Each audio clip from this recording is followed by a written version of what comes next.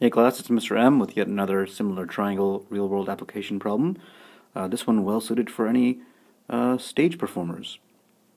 Apologize for my terrible handwriting here. The app that I'm using for this does not allow you to type in text just yet, so I have to write these by hand. But I'll read them to you. A spotlight above the stage hits Alice as she sings her solo 6 feet away.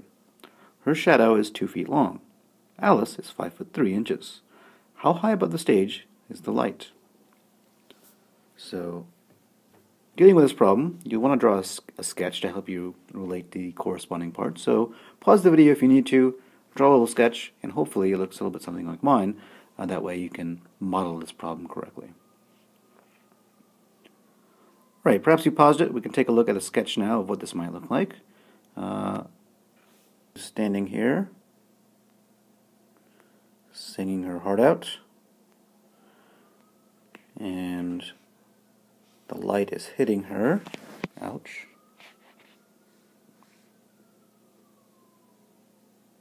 And it creates a shadow, and that shadow is 2 feet long.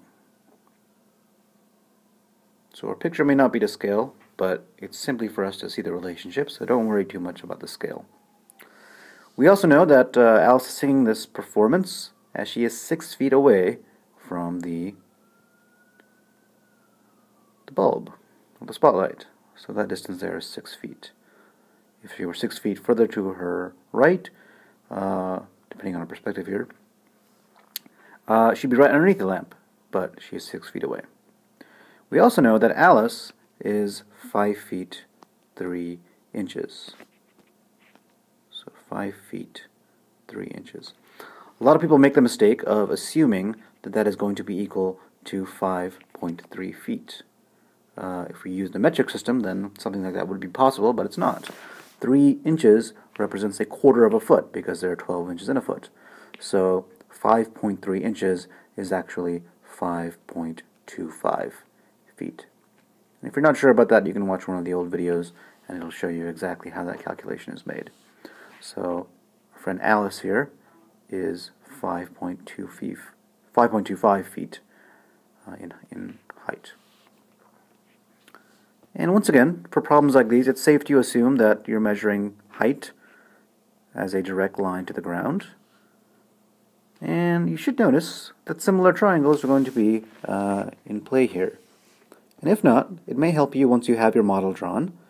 And it does help for these problems to draw a model, even if they're not quite as detailed as this one. Just something to let you visualize.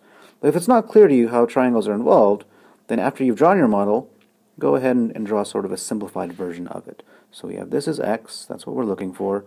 We have this distance is 6, this distance is 2, and this is 5.25. And we also know that you measure heights at a 90-degree angle to the ground, so those are the same. So really, right, we're dealing with this yellow-colored picture here, of course in a real-world situation. Now you should notice there are two triangles here, and both of those triangles share this angle here at the tip. And what might make that even more clear for you, especially if you struggle with these problems, is to literally draw both of those triangles separately. So you have one big, huge wedge shape or ramp shape, and you have a little baby version tucked into it. And what do we know about these two shapes? Well, we know that they both have right angles, and they both literally share this angle right here. It's the exact same corner for both of them. One is, it appears, a smaller version of the other. We haven't established that yet, though. But now we are ready to establish that because you have a 90 that matches with a 90. You have these two angles that match, which is angle-angle similarity. So these triangles are indeed similar. And because of that fact, we can now make some proportions. So what do we know about the small triangle? Because we have a lot of information about that. We know that the bottom is 2. And we know that the altitude is 5.25. Right, that's just coming from these figures right here. In the bigger triangle, we don't know the height. That's what we're looking for. That's the x. But we do know the base of the entire triangle. And it is a very common mistake for people to call 2 and 6 to be matching parts of similar triangles, and that's a mistake. 2 is the base of the small triangle. Let me outline it here for you in a color you can see. 2 is the base of the small triangle, And 8 is the base of the large triangle. It's this distance here that's 8. So 2 matches with 8. So now you have your similar triangles by angle, angle. You have some matching parts here that you can create a scale factor with, and from there you're good to go. So let me try to cram this in here. 2's matching partner in the bigger shape is 8. So the scale factor there from large to small is 8 to 2, which is 4. Let me pick a brighter shade of blue.